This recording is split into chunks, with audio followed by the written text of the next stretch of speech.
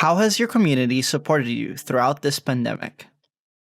I think emotionally, I think we all have a shared response and connectivity through that. I think everybody's been affected in similar and different ways. So yeah, I feel like very emotionally supportive in my community.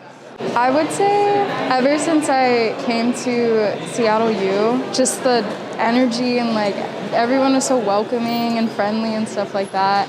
And I will say that really helped me grow as a person. I've had huge support through the pandemic, both like on my Facebook with people giving me encouraging words, and then also on Zoom with both my Buddhist meditation group and my church, just right over here, Seattle First Baptist Church.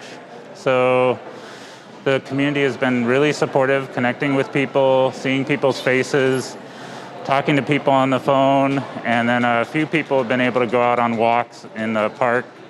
And so I feel really supported. People really reach out. I feel like there's definitely a lot of resources, at least at SU, allowing people to kind of like reaching out through different clubs or things that are happening on campus. So I've had like a lot of mental health issues, especially after freshman year, and I really like the people at Seattle U because I've made like a solid friend group, like a solid 5 or 6 people that I can rely on no matter what. And everybody here is so encouraging, always so welcoming. Like I can say hi and they're willing to strike up a conversation. So it's definitely something that I really appreciate, and the teachers here are just wonderful.